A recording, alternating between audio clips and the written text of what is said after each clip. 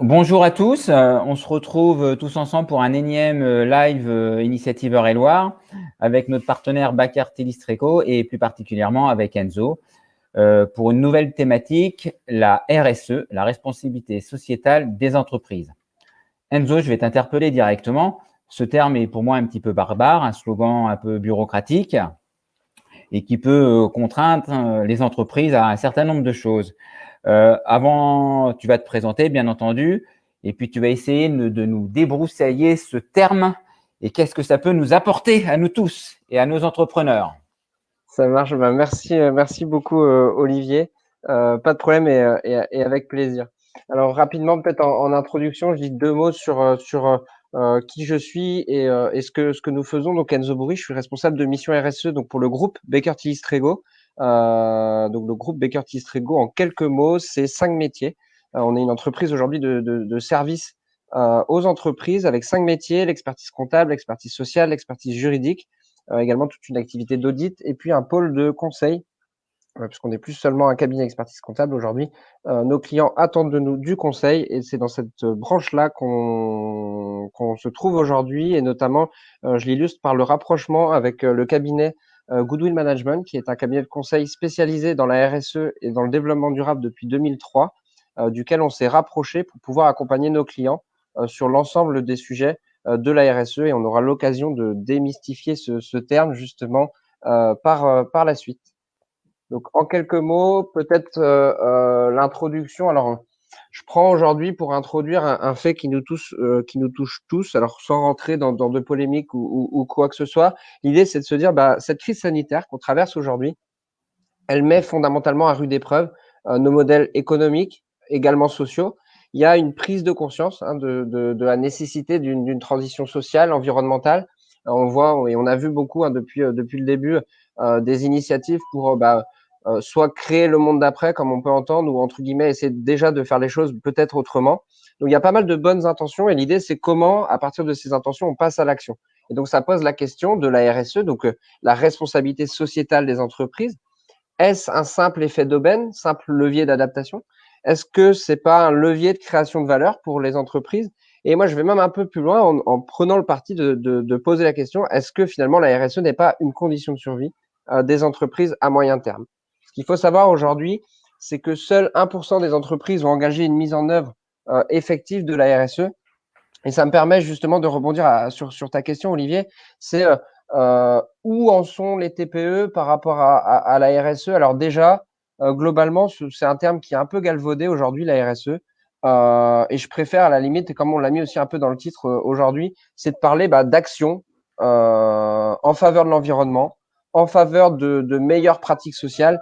Fondamentalement, c'est ça la RSE. J'aurai l'occasion d'y revenir après, mais c'est agir concrètement pour ses salariés, pour ses clients, pour ses fournisseurs, pour l'environnement. C'est ça concrètement la RSE. Alors, on en a fait un grand terme. Aujourd'hui, il est presque un peu élitiste pour les grandes entreprises, mais finalement, aujourd'hui, on est tous concernés, et c'est de ça dont on va parler aujourd'hui. Donc, je ne sais pas si je réponds à ta question, Olivier. Oui, les TPE précisément, ils en sont où dans cette démarche?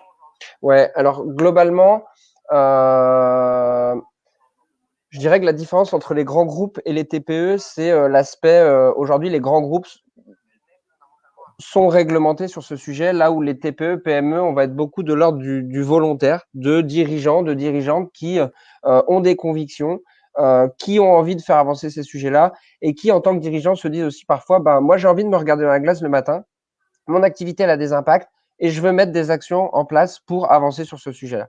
Donc, je dirais qu'aujourd'hui, la RSE dans les TPE, PME, c'est beaucoup plus naturel.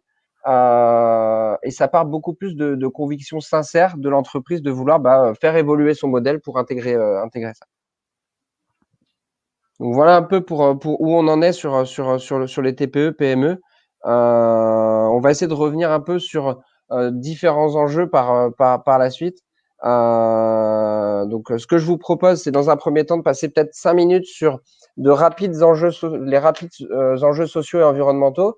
Ensuite, face à ces défis-là, quel est le rôle des entreprises? Comment moi, TPE, PME, je peux contribuer à répondre aussi à ces enjeux. Et donc, on verra justement cette partie-là de la RSE un peu comme condition de survie des entreprises. Vas-y, donne-nous des détails. Donne-nous des détails, Enzo. J'y vais. Ouais, Donc, ouais. ce que je vous propose, c'est de prendre peut-être 15-20 minutes et qu'après, à la fin, on puisse avoir aussi un temps d'échange. Alors, Ouais. quelques informations. N'hésitez pas pour nos auditeurs à nous poser des questions en direct et j'interpellerai Enzo pour qu'il puisse y répondre. Ouais, carrément, avec plaisir. Quelques enjeux sociaux en France. Alors, j'ai voulu illustrer en France, hein, pas forcément dans le monde. Aujourd'hui, globalement, près de 8 millions de Français vivent en dessous du seuil de pauvreté en France. Et ça, c'était avant la crise sanitaire. On se rapproche aujourd'hui des 10 millions de personnes en France qui sont aujourd'hui sous le seuil de pauvreté. Ou encore, l'égalité entre les hommes et les femmes, sans rentrer dans deux débats. Je me base sur des chiffres. Je prends pas parti, mais en France, et notamment en 2017, les femmes salariées du secteur privé gagnaient en moyenne 16,8% de moins que les hommes en équivalent temps plein, donc pour un volume de travail équivalent. Également en France, c'est près de 4 millions de personnes aujourd'hui qui sont en situation de mal logement. Et peut-être un dernier chiffre que je pourrais donner, aujourd'hui, près de 7 millions de personnes en France sont dans ce qu'on appelle en situation de précarité énergétique, donc c'est-à-dire soit une difficulté à avoir accès à l'énergie, soit une difficulté à régler les factures liées à l'énergie. Donc voilà, l'idée c'est de poser aussi quelques briques et de se dire avant de se dire ok, comment on agit, c'est pourquoi on veut agir. Donc ça c'était plutôt d'un point de vue social. D'un point de vue environnemental, je vais vous donner aussi quelques éléments de contexte qu'on côtoie ou qu'on peut observer aussi aujourd'hui autour de nous. Par exemple, le mois de juillet 2020 a fait l'état d'une pluviométrie exceptionnellement faible par rapport aux valeurs normales et c'était le mois de juillet le plus sec depuis 1959. Donc ça c'est un exemple.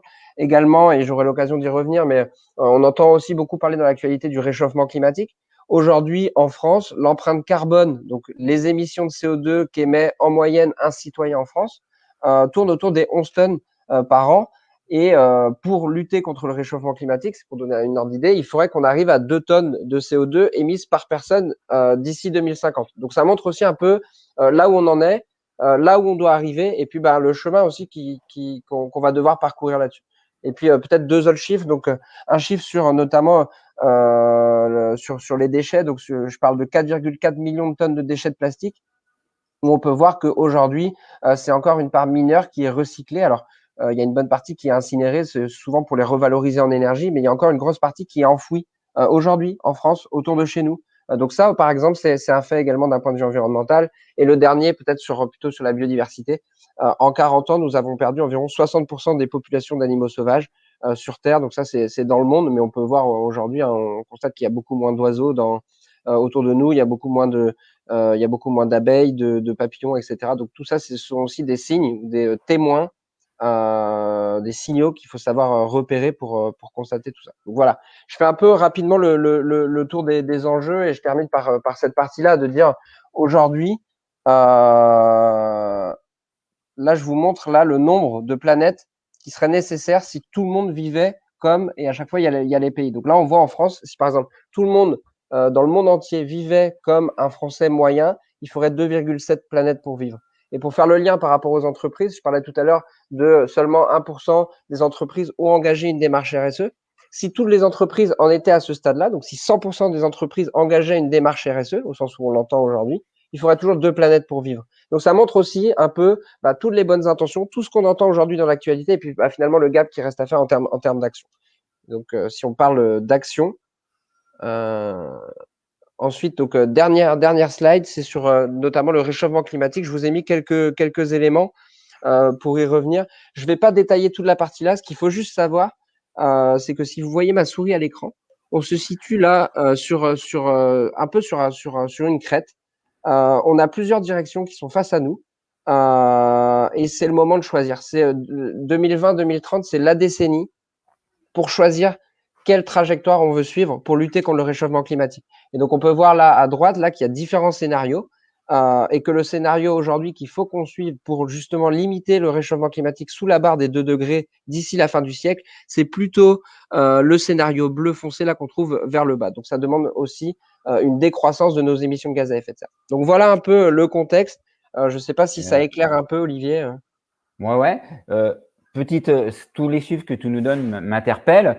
Notre petite planète ne tourne pas très ronde, apparemment. En tout cas, l'activité humaine n'est pas très bonne. Comment les entreprises peuvent répondre à ces enjeux? Ouais, bah, effectivement, face à tous ces défis-là, tout le monde, a une réponse à apporter, hein, que ce soit les citoyens, les acteurs publics, les associations, mais également les entreprises. Et donc c'est précisément de ça dont on parle quand on parle de la RSE. On parle de la responsabilité sociétale des entreprises. Et donc tous les enjeux qu'on a évoqués, ce sont les enjeux du développement durable ou les enjeux auxquels on doit faire face et la réponse est le développement durable. Le développement durable, pour reprendre, alors sans rentrer dans des cours très, très théoriques, c'est juste l'idée de dire que un développement durable, c'est un équilibre entre une activité économique, une finalité sociale ou sociétale et une prise en compte de notre impact environnemental. Et c'est vraiment à l'intersection de ces trois piliers que se situe le développement durable. Et finalement, la RSE, aujourd'hui, c'est un plan d'action pour répondre aux enjeux d'un développement durable. Et d'ailleurs, je me permets de faire un petit point là sur la réglementation. Je ne sais pas si tout le monde est au courant, mais la récente loi Pacte est venue apporter une modification quand même significative. On a eu une modification du code civil et notamment de la définition d'une société. Et aujourd'hui, les entreprises doivent intégrer les enjeux sociaux et les enjeux environnementaux de leur activité dans leur fonctionnement. Et aujourd'hui, c'est inscrit dans le code civil. Alors, ça implique plusieurs choses, hein, notamment déjà que ça renforce la place de la RSE dans la loi, mais ça rend aussi potentiellement une entreprise opposable par un tiers sur ses impacts sociaux et environnementaux. Et là, ça change la donne. Et ça en devient aussi un risque pour l'entreprise de ne pas intégrer ces enjeux-là. Donc, ça, c'est un peu peut-être la partie la plus importante où je rentre dans le détail justement de la RSE, une condition de survie des entreprises. Alors, je ne vais pas forcément citer tous les exemples. L'idée aujourd'hui, c'est aussi de faire un peu une introduction et de pouvoir par la suite aussi poursuivre nos échanges. Mais on voit qu'il y a un risque à ne pas intégrer la RSE dans son modèle. Et ça, peu importe qu'on soit une TPE, une PME, une ETI ou encore un grand groupe. On voit des modèles d'affaires affectés, notamment parce qu'on arrive sur un niveau de raréfaction de pas mal de matières. Je parle de l'exemple du sable là, mais pas mal de matières qui viennent affecter des modèles. Alors on parle du sable, mais on peut parler aussi de tous les métaux rares, notamment qu'on trouve dans notre ordinateur. L'ordinateur que j'utilise aujourd'hui pour parler aujourd'hui, il y a un certain nombre de métaux rares sur lesquels on sait qu'on n'a pas des stocks qui sont infinis, qui sont illimités.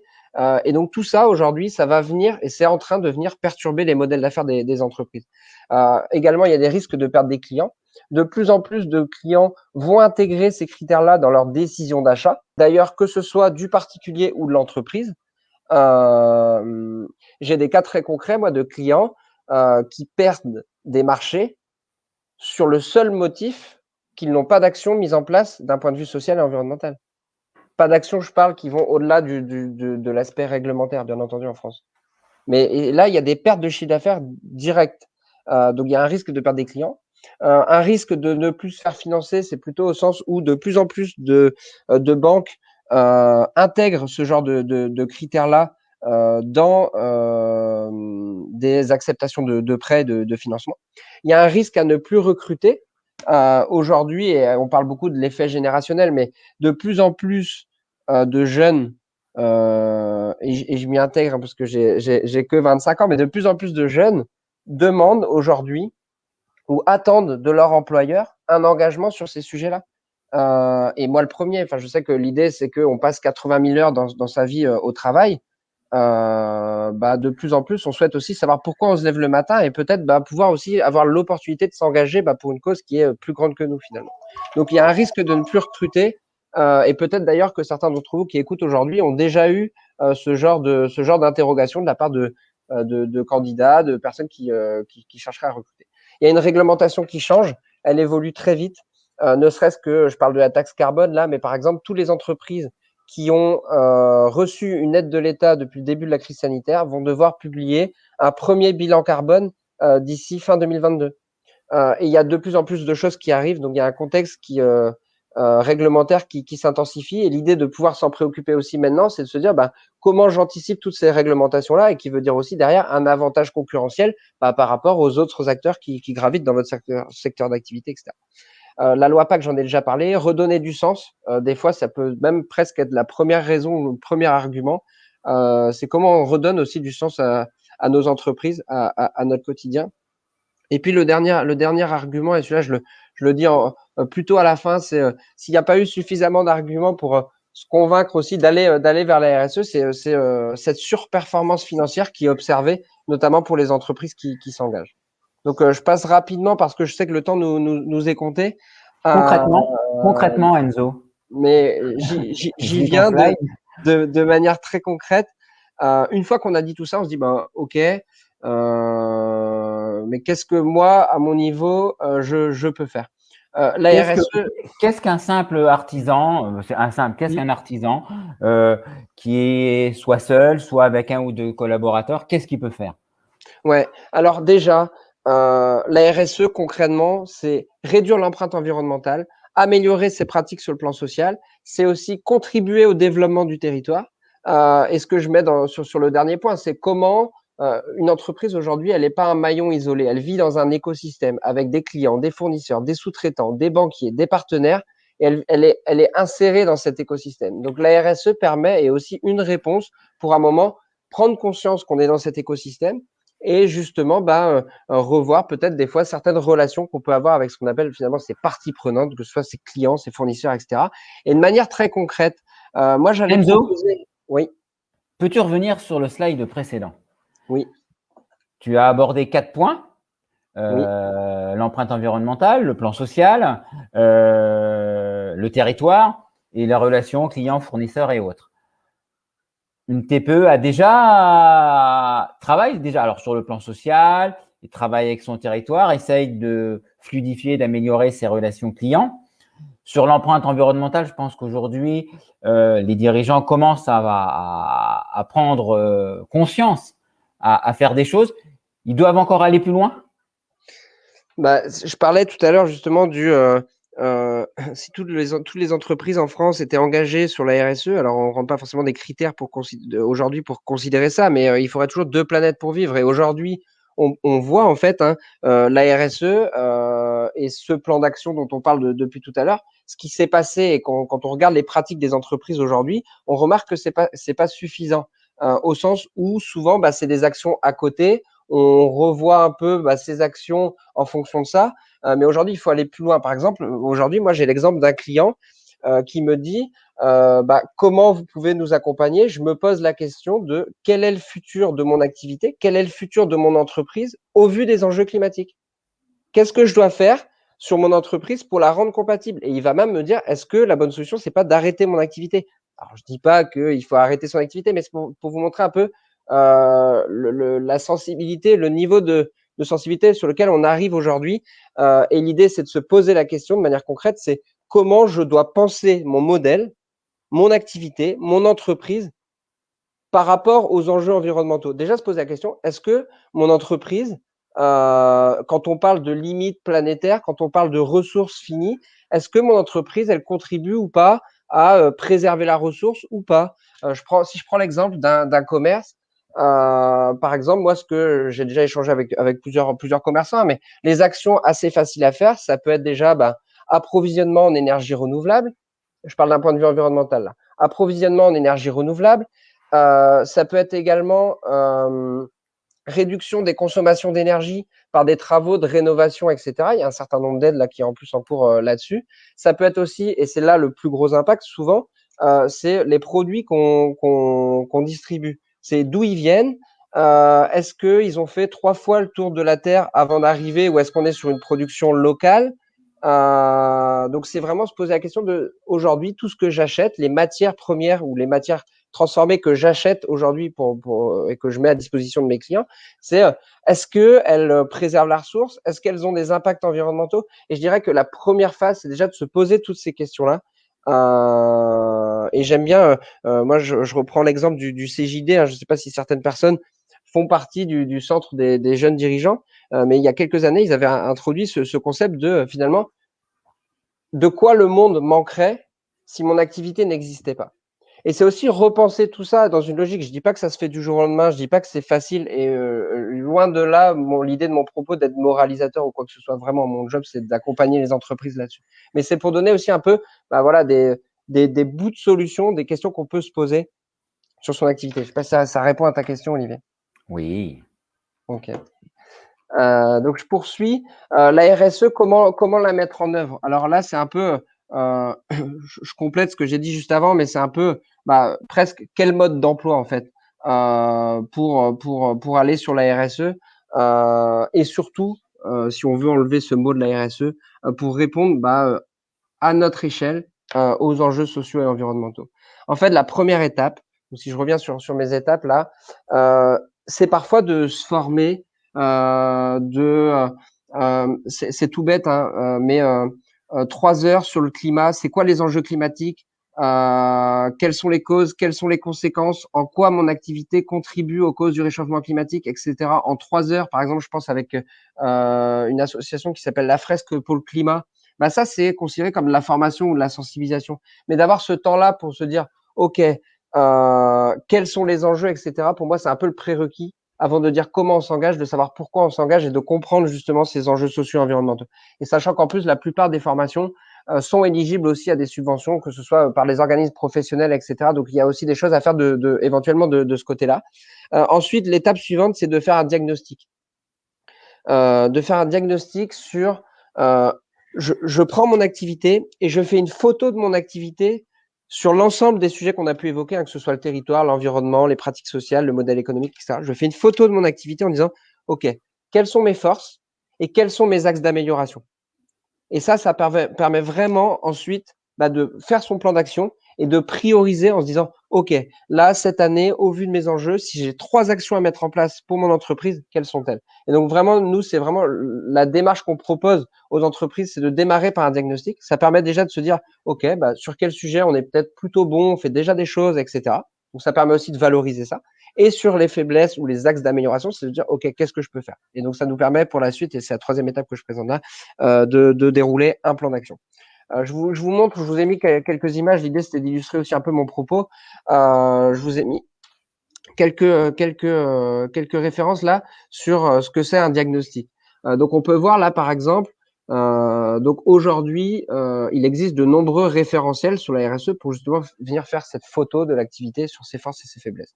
Là, par exemple, ce que je vous présente, c'est un référentiel qui est proposé sur une norme ISO. Alors l'idée, c'est pas du tout de parler de norme ISO, c'est de s'en inspirer pour être sûr qu'on couvre tous les enjeux de la responsabilité sociétale.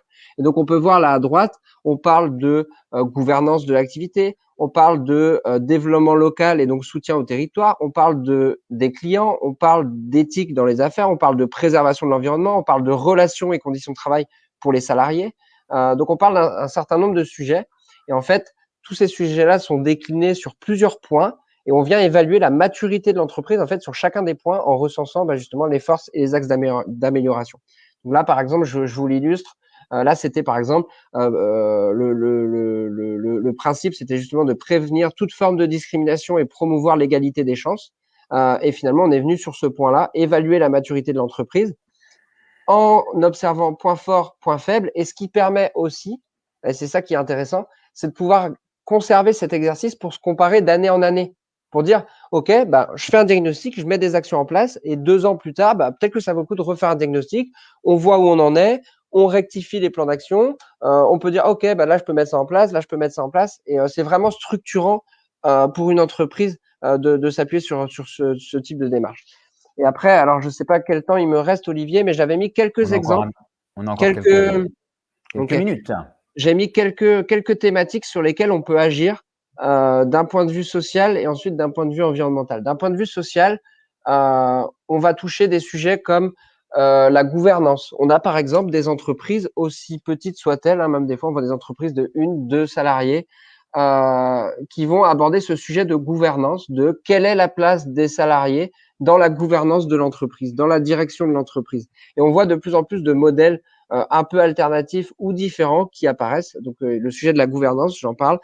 Tout ce qui est dialogue social, en fait, c'est un peu un grand mot, ce dialogue social constructif. Globalement, c'est potentiellement, en tant que dirigeant, nos salariés ont des attentes. C'est est-ce qu'aujourd'hui, on a les moyens d'écouter, de recenser leurs attentes? Est-ce qu'on écoute ce qu'ils veulent au sein de l'entreprise pour pouvoir mettre des actions en place? Donc, c'est vraiment ce que je veux illustrer par le dialogue social. Ensuite, et je ne vais pas tous les faire, ça va être développement des compétences des équipes par de la formation. qui permet aussi la bonne employabilité de vos salariés. Tout ce qui va être bien entendu santé et sécurité des équipes, même si ça aujourd'hui c'est bien intégré, enfin c'est de plus en plus intégré quand même dans les entreprises. Le sujet de l'égalité professionnelle, le sujet de la qualité de vie au travail, le sujet de la diversité également. Donc voilà, un certain nombre de volets que j'évoque enfin, d'un point de vue social en tous les cas pour l'entreprise, et d'un point de vue environnemental, on peut faire le même travail. Hein. Je donne quelques items ici, hein, de arrêter le gaspillage, éviter le jetable, passer de ce qu'on appelle une économie linéaire de on produit, on consomme, on jette, mais à une économie circulaire de on produit, on consomme, on réutilise pour produire, on reconsomme, ce qui permet d'économiser les ressources, et qui vient au sujet suivant, de minimiser justement ces consommations de ressources, s'approvisionner en énergie renouvelable, réparer les impacts environnementaux. C'est un sujet aussi qui arrive, c'est de se dire comment on régénère, comment on répare peut-être les impacts qu'on a directement sur l'environnement. Donc on parle également d'améliorer la performance énergétique. Et puis le dernier volet, et qui fera la conclusion avec une action que je propose là de manière un peu rapide, c'est de réduire justement ces émissions de gaz à effet de serre. Globalement, le cap qui est donné aux entreprises, c'est que pour contenir le réchauffement climatique sous la barre des 2 degrés d'ici la fin du siècle, il faut que d'ici 2030, on réduise de 50% de nos émissions de gaz à effet de serre. Donc ça, typiquement, moi, je vois, par exemple, chez Baker Tilly Srego, et là, on est en route pour réduire justement de 50% de nos émissions de gaz à effet de serre, et se dire, à un moment, les scientifiques nous recommandent et nous alertent sur le fait du réchauffement climatique. Ils nous préconisent ça, et ok, on se met dans cette marche-là. Et c'est là où c'est valable pour tous les TPE, PME, ETI et grands groupes. C'est là tout le monde est concerné. Donc ça, c'est une action très, très, très concrète Enzo, si tu as vu une action précise à mettre rapidement en place, quelle serait-elle? Alors la première dont je vous propose, et c'est souvent un peu une porte d'entrée quand on se dit ok, même si vous avez déjà des actions en place, etc. Parce que l'idée c'est que je connais pas forcément le secteur, la maturité des entreprises qui nous écoutent. Donc mon propos est forcément un peu généraliste, et avec plaisir pour échanger par la suite. Mais la première action très concrète que je propose, et qui est une bonne porte d'entrée, c'est de réaliser un bilan carbone. C'est souvent la porte d'entrée des entreprises pour commencer, de se dire le bilan carbone. Moi, j'ai souvent l'image, en plus en travaillant pour une entreprise qui fait de la comptabilité, c'est de se dire un bilan comptable, ça donne une photo de l'entreprise sur l'état de son capital financier, de ses ressources, de où elle en est d'un point de vue économique. Et le bilan carbone, c'est un peu pareil, sauf qu'au lieu de compter des euros, on compte du CO2. Mais aujourd'hui, le bilan carbone, ou le bilan d'émissions de gaz à effet de serre, précisément, en fait, on parle de bilan d'émissions de gaz à effet de serre, et le bilan carbone est une des méthodes utilisées pour faire ce bilan d'émissions de gaz à effet de serre. Donc, globalement, ce bilan carbone dont je vous parle, il permet, sur une année donnée, de venir mesurer toutes les émissions qui sont liées à l'activité. Et on parle des émissions directes, c'est-à-dire, par exemple, vos consommations d'énergie, mais on parle aussi de vos consommations indirectes, c'est-à-dire des émissions de CO2 qui sont liées à ce que vous achetez, qui sont liées au recyclage des produits, même s'ils sont plus dans votre périmètre. Et vraiment, on vient regarder ce que j'appelais tout à l'heure un peu l'écosystème entre toute la chaîne de valeur, entre les fournisseurs, les clients. Vraiment, le bilan carbone permet d'avoir une photo pour remonter jusque chez les fournisseurs, pour avoir vraiment une quantité d'émissions, et avoir finalement son bilan carbone. Donc voilà, je voulais en dire quelques mots sur le bilan carbone. Je pense que c'est une démarche qui est assez structurante aussi pour mettre des choses en place, etc. Et je ne sais pas si vous avez l'information, mais en tous les cas, il y a un dispositif d'aide qui vient de sortir. Alors ça date de début février. C'est un dispositif qui s'appelle Tremplin pour la transition écologique des PME, dans lequel un certain nombre d'actions sont éligibles à des subventions, et notamment le bilan carbone, qui est une action qui est subventionnée jusqu'à 5 000 € pour les entreprises de moins de 100 salariés.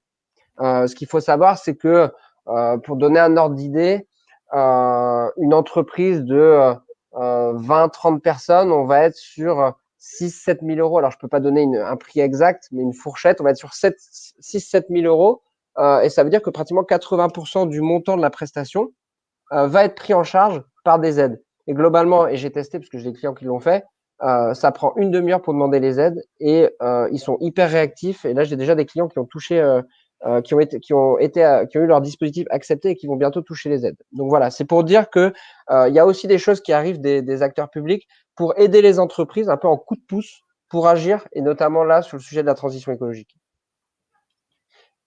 Donc je vous ai mis le lien en bas à droite. Je ne sais pas si on aura un moyen de, si vous nous contactez pour récupérer le support, je vous ai mis le lien avec la liste des actions qui sont éligibles. Il y en a une cinquantaine. On diffusera le support, Enzo. Ouais, ok. Ok. Donc voilà pour ma part. L'idée, c'était pas de parler trop longtemps. En plus, on est sur le temps de midi. Les gens souhaitent manger également. Je ne sais pas s'il y a déjà des questions dans le chat, Olivier. Je n'en vois pas malheureusement, mais on va essayer de compléter. Dans un parcours d'accompagnement qu'on pourrait mettre en place entre nous, Bacarté Distrego et Initiative, est-ce qu'un accompagnement collectif est possible pour sensibiliser les entreprises? En fait, tout est possible. Tout est possible au sens où un parcours collectif a la vertu, notamment pour des entreprises qui s'engagent, de former un groupe, de former un collectif et de pouvoir y aller ensemble. Et je crois beaucoup sur ce sujet. J'ai encore jamais vu la solution parfaite pour résoudre tous les défis, qu'ils soient sociaux et environnementaux. Par contre, je crois beaucoup à la force du collectif de se dire, bah, peut-être qu'ensemble, en s'inspirant, en regardant, ah bah tiens, toi, tu as testé ça, ça a bien marché, ok, je peux le reprendre à mon compte, ok, moi, je vais tester ça, peut-être que ça peut t'intéresser. Et je crois que c'est vraiment collectivement qu'on arrivera à trouver des solutions justement pour répondre et pour résoudre ces défis sociaux et environnementaux. Et vraiment, nous, ce qu'on propose, et on le propose par exemple sur Maintenant, avec Maintenant Entreprendre, c'est qu'on a monté justement un parcours d'accompagnement collectif et individuel pour accompagner les entreprises justement pour intégrer ces enjeux-là, avec 2 jours en collectif sur de la formation, sensibilisation, etc. Et puis ensuite, un accompagnement individuel, structure par structure, où on fait un premier niveau de diagnostic et un premier niveau de plan d'action. Et tout ça, par exemple, c'est éligible aux subventions OPCO, et donc on le propose déjà à des entreprises. Donc avec plaisir, avec Initiative pour monter un parcours d'accompagnement. Il y a une petite question de Valentine. Combien coûte un bilan carbone? Donc c'est ce que je disais tout à l'heure. En fait, j'aurais tort et globalement, vous pourriez juger que je suis pas compétent sur mon métier si je vous sors un tarif tout fait. Parce qu'on est dans de l'accompagnement forcément sur mesure et ça dépend du secteur d'activité, ça dépend de la taille de l'entreprise. Par contre, pour répondre, je vais quand même essayer de donner des fourchettes. Je dirais que pour une entreprise entre un salarié et 15 salariés, on va être plutôt autour de 5-6 000 euros.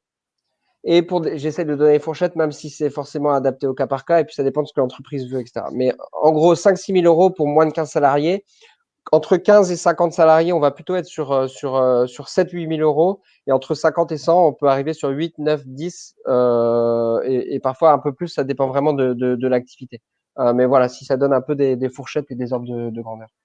D'accord. Le contexte réglementaire, il s'intensifie actuellement au regard du contexte que nous traversons, ou est-ce que justement, si on peut faire le lien avec la crise sanitaire, est-ce que c'est une problématique qui va arriver au premier plan? Bah, le dispositif là dont je vous parlais tout à l'heure d'aide sur la transition écologique, il faut savoir que le plan de relance qui a été annoncé en septembre, et notamment il y a 100 milliards qui ont été mis sur la table, dont 30 milliards dédiés à cette fameuse transition écologique. Et donc ces 30 milliards, aujourd'hui, on ne savait pas comment ils allaient irriguer un peu aussi l'économie. Et globalement, ce dispositif est issu de ces 30 milliards. Hein. Il distribue une partie de ces aides-là aux entreprises justement pour enclencher des premières actions. Donc déjà, c'est aussi des signaux forts comme quoi les choses sont en train de bouger. Après, je ne sais pas honnêtement que ce soit la réglementation s'intensifie, forcément. Le prochain sujet, c'est le climat. On parle de taxe carbone, elle n'a pas réussi à passer. On a eu les portiques écotaxes qui sont pas passés. On a eu la taxe sur le carburant qui est pas passée, sans revenir sur les raisons ou quoi. Mais on voit qu'ils sont en train d'essayer de la mettre et depuis le début mars, là, l'Europe s'est vue favorable à une taxe carbone aux frontières. Donc on voit que en fait, c'est en train d'arriver dans tous les sens et que ça va finir par arriver et que toutes les entreprises qui se seront déjà en marche pour réduire leurs émissions de gaz à effet de serre, bah, ont forcément un avantage concurrentiel et ont un modèle qui sera forcément plus résilient parce qu'elles auront anticipé ces changements-là. Et puis globalement, pour terminer, c'est le dernier point que je donne, c'est globalement dans l'actualité. Aujourd'hui, je suis heureux de faire le métier que je fais aujourd'hui. Le faire il y a 3-4 ans, on en parlait un peu moins, c'était plus compliqué, même pour trouver un emploi. Aujourd'hui, j'ai jamais vu autant d'offres d'emploi sur la RSE, etc. Donc, c'est aussi des signaux qui apparaissent que la prise de conscience, elle est actuelle et qu'il y a de plus en plus de choses qui bougent. Alors, il y a deux questions. Alors, la première, c'était sur un parcours collectif, serait-il envisageable avec Initiative? On a évoqué la réponse. Bien entendu, ceci est totalement envisageable et on sollicitera à nous, Initiative, nos bénéficiaires, les entreprises que nous avons accompagnées, pour pouvoir essayer de mettre ce parcours d'accompagnement. J'ai Lucide qui pose également, en gros, au regard du contexte actuel, en plus, comment peut-on convaincre une TPE-PME à s'engager dans cette démarche RSE, sachant qu'aujourd'hui, un grand nombre ont une priorité, c'est de garder la tête hors de l'eau et de maintenir un certain niveau d'activité, et ainsi que les collaborateurs au sein des entreprises. Non, clairement, et la question est tout à fait légitime, hein. Enzo, tu nous parles des enjeux climatiques à 2050. Nous, on a des salariés à payer à la fin du mois. On fait comment? Clairement, je l'entends cette question et avec plaisir pour y répondre. Globalement, cette question implique le fait que on pense que la RSE coûte de l'argent. Déjà. Et c'est pas forcément vrai au sens où moi j'ai un peu la démarche de dire la RSE, quand on parle d'économiser des ressources, quand on parle d'éviter le gaspillage, etc., c'est souvent égal à réduction de coûts ou de dépenses derrière. Donc déjà, il y a une corrélation. Pour moi, j'ai aucun souci à dire que la RSE est rentable. Donc ça, c'est un premier sujet et c'est dans le contexte actuel. Pour moi, il y a peut-être quelques actions qui sont faciles à mettre en œuvre, qui peuvent même faire gagner un peu d'argent. J'ai envie de dire, par exemple, sur le volet des consommations énergétiques. En plus, avec toutes les aides qu'il y a vraiment les moyens aujourd'hui pour les entreprises de le faire. Donc, pour moi, c'est un peu les actions faciles à mettre en œuvre et qui vont permettre quand même d'avancer, de se mettre dans cette dynamique-là. Donc, ça, c'est un peu la première réponse que je peux faire. Et la deuxième, c'est que pour moi, c'est l'excellente opportunité de pouvoir repenser son modèle à travers la RSE. Et c'est souvent quand on parle, oui, crise, il faut voir les opportunités, etc. Je suis pas là pour reprendre un adage quelconque. C'est de dire, pour moi, c'est une excellente opportunité de se poser plein de questions sur ce modèle en se disant, mais en fait, ce que je fais jusqu'à aujourd'hui, peut-être que je peux le faire autrement. Et c'est tout ce genre de questions qui vont émerger aussi et faire émerger pas mal de choses. Et pour moi, je pense que la RSE répond quand même à 80% des enjeux et des problèmes du quotidien des dirigeants d'entreprise aujourd'hui. Faut le voir comme un investissement. Comme une opportunité, vraiment comme une opportunité. Et même quand on parle d'investissement, je suis pas tout à fait d'accord parce que il y a plein de choses qui permettent de faire gagner de l'argent. Donc c'est pas forcément de l'argent en plus. Par contre, des fois, ça peut demander effectivement du temps en plus, des ressources en plus. Et c'est là où, par exemple, nous, notre rôle auprès des TPE, PME, c'est de pouvoir les accompagner aussi et de pouvoir leur donner aussi du soutien parce qu'il n'y a pas forcément les ressources en interne, etc. Donc, c'est aussi ce genre d'accompagnement qu'on propose. Mais voilà, c'est peut-être une réponse partielle, mais Lucille, je vois votre commentaire avec plaisir pour échanger. Apparemment, il n'y a pas d'autres questions. Alors, on peut essayer de passer à la conclusion. Enzo, en 3-4 mots, comment tu peux nous convaincre ceux qui nous écoutent ou ceux qui vont nous écouter à travers les replays à se lancer dans cette démarche? 4 mots. Appelons-nous, ça fait que 2, non? Ouais, ça va faire un. Ça fait quoi? Non, globalement, en fait, alors moi qui suis dedans, j'ai vraiment la chance de passer mon quotidien sur ces sujets-là, c'est passionnant. Et donc, le fait de passer mon quotidien dedans, j'ai un peu des signaux qui arrivent. Et globalement, le marché est en train de tourner. Honnêtement, commercialement parlant, nous, on est contactés, mais dans tous les sens. Honnêtement, c'est vraiment en train de bouger. Il y a des signaux qui montrent que les choses sont en train de changer et les entreprises qui vont être capables de bouger maintenant seront les entreprises qui auront un avantage demain. Et donc, peut-être que c'est le seul argument que je peux utiliser pour conclure et pour que les entreprises aient envie d'aller plus loin. Après, en 45 minutes, des fois, c'est dur de tout aborder. Donc, Ben, c'est une problématique qu'on abordera prochainement en présentiel. Il y a une date qui est normalement fixée avant l'été, mais les conditions sanitaires nous diront si on pourra la maintenir ou pas. Et tout le monde y sera bien entendu convié. Vous retrouverez tout le live très prochainement. Et Initiative ainsi que Bacartelli communiqueront pour que vous puissiez le revoir. Ben, on vous remercie de votre participation. Moi, je remercie Enzo pour son intervention sur un sujet assez d'actualité, mais assez complexe. Merci à tous. Merci Olivier, avec plaisir. Merci à tous et bonne journée à tous. Au revoir. À bientôt. Au revoir.